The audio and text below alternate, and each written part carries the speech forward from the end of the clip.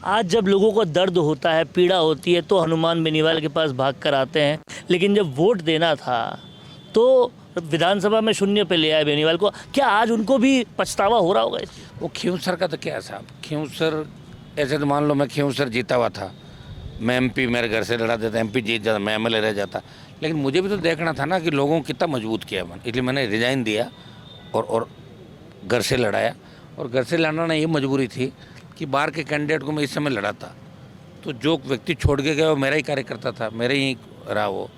और बिल्कुल अंगूठा टेक आदमी को मैंने प्रधान भी उसको बनाया, 2 बार सरपंच आ रहा हुआ था, और जो उसकी पहचान जान पहचान हुई वो मेरे से ही हुई, उसका कोई पॉलिटिकल बैकग्राउंड नहीं था।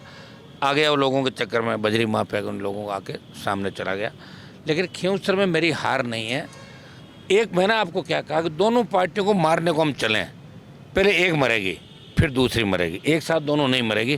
कांग्रेस मर गई खींवसर में, कांग्रेस ने बीजेपी से साठगांठ करी और 5000 वोट में सिमट गई। कांग्रेस का इतिहास का सबसे कम वोट आया उस सीट पे।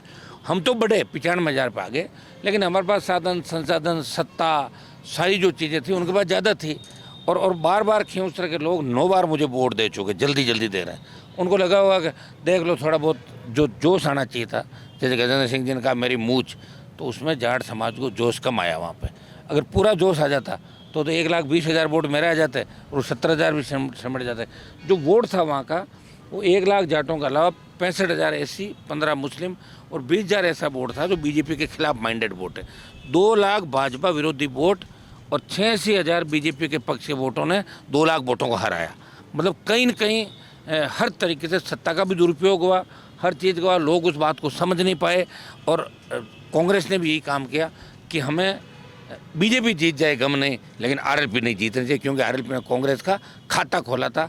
तो फिर कांग्रेस को अपनी औकात तो दिखानी थी कि हम तो ऐसे ही हैं, हम तो ऐसे ही जो साथ बैठता है उसकी छोरा घोंपता है। क्या लगता है आपको, मोहब्बत का मज़ा तभी आता है जब थोड़ी जुदाई होती है, तो अब आएगा ज़्यादा मज़ा? आ ही रखे, कांग्रेस से तो मेरी कौन सी मोहब्बत थी जो जुदाई नहीं, हुई? लोगों से मोहब्बत थी, अब लोगों ने जब थोड़ी सी जुदाई सहन की है तो उनको ना वापस मोहब्बत। कुछ भी नहीं, सुनो, उस सीट से नहीं तो कोई खींवसर जीतने से मैं कोई राजस्थान में आरएलपी का कुछ हो जाता, एक विधायक हमारा हो जाता, और खींवसर और नागौर का सम्मान देश में बना रहता। वो उनकी हवा निकल गई लोगों की कि भाई खींवसर अवैध गढ़ है, और लोगों की हवा निकल गई। हाँ, मैं नहीं आ रहा, ये सही बात है, लेकिन मेरी पत्नी हार गई, पार्टी हार गई ना, चुनाव तो हार ही गई। तो खींवसर के लोगों को इस बात का मलाल भी है, जो उनको सम्मान देश में मिला वो डाउन हुआ, लोगों ने कहा लड़ा के नहीं है, ये तो फुस हो गए फुस। तो ऐसे ही होता है, तो पॉलिटिक्स में तो, लोकतंत्र में तो आप वोट के माध्यम से ही होते हो।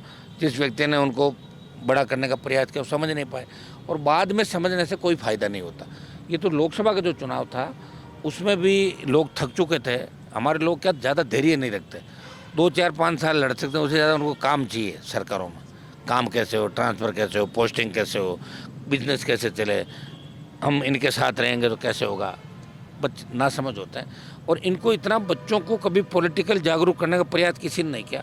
कांग्रेस बीजेपी में तो इनको मंच ही नहीं मिलता, पूरे जीवन दरी पट्टी बिछाते, नेताओं के कपड़े ड्राई क्लीन कराते घूमते हैं। कांग्रेस बीजेपी नेता बहुत मुश्किल से बनता, मेरे यहाँ तुरंत मैं मंच दे देता हूँ, माइक दे देता हूँ, नेता बन जाता है, उसका दिमाग ख़राब हो जाता है, वो सोचता मैं ही सब कुछ, उनको पता नहीं तो किसी वजह से, इसलिए लोग छोड़ छोड़ के भाग रहे हैं। इंटर्नशिप आपके यहाँ करता है, जॉब कहीं और? जॉब कहीं करता है, लेकिन वो जॉब लंबी नहीं कर पाएगा। अगले जो चुनाव होंगे ना, जो अब इस बार धोखा देगा, अगले चुनाव में वो आपको दिखेंगे हम नहीं कहाँ गए। और ऐसा नहीं कि हम किसी के पीछे पड़ते हैं, अपना जनता खुद ही इलाज करती है।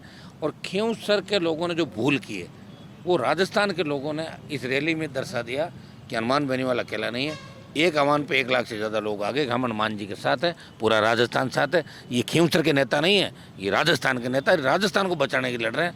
ये जो आरएलपी पार्टी का गठन 66 साल बाद किया, वो सब नौजवानों को एक मेरे मन के अंदर ये थी कि लोग उंगली उठाते हैं, यार 2 ही पार्टियाँ, कांग्रेस भी, तीसरी पार्टी नहीं बन रही।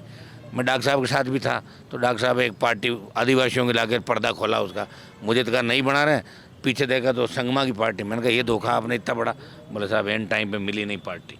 तो पार्टी में नहीं बनाई, पार्टी बना के 3 एमएलए, उसके बाद एमपी, अलायंस बीजेपी से पूरी सीटें, और अब की बार कांग्रेस से किया। तो कांग्रेस, मरी हुई कांग्रेस को जिंदा किया राजस्थान के अंदर। लेकिन फिर कांग्रेस के नेताओं ने सांठगांठ की भजनलाल से कि भाई हमें आप जेल में अगर नहीं डालो पेपर लीक और ईडी में तो हम आपकी 4-5 सीट जिता दें। तो भजन लाल जी ने कहा कि सीट जीता तो मैं सीएम रह जाऊंगा, नहीं तो मैं भी हटूंगा। तो इन्होंने सौदेबाजी करके प्रदेश अध्यक्ष और 2-3 नेताओं ने ये कांग्रेस की जमानत जब 4 जगह कराई, कांग्रेस को बेचा इन लोगों ने। ये परिणाम आप सामने देख रहे हो राजस्थान के अंदर जो हुआ। भारत का सबसे तेजी से बढ़ता हुआ डिजिटल न्यूज चैनल, जिसका परिवार 4,17,000 लोगों से भी ज्यादा बढ़ रहा है, वो संवाद न्यूज चाहता है हर जिले और हर राज्य में मीडिया पार्टनर्स। तो अगर आप बनना चाहते हैं संवाद न्यूज के पार्टनर्स, तो कांटेक्ट करें नीचे दिए गए नंबर्स पर। इसके अलावा अगर आप वीडियो एडिटर बनना चाहते हैं या फिर न्यूज इंडस्ट्री में बतौर इंटर्न सब सीखना चाहते हैं, तो संवाद न्यूज के जयपुर हेड ऑफिस में काम करने के लिए संपर्क करें स्क्रीन पर दिए गए नंबर पर।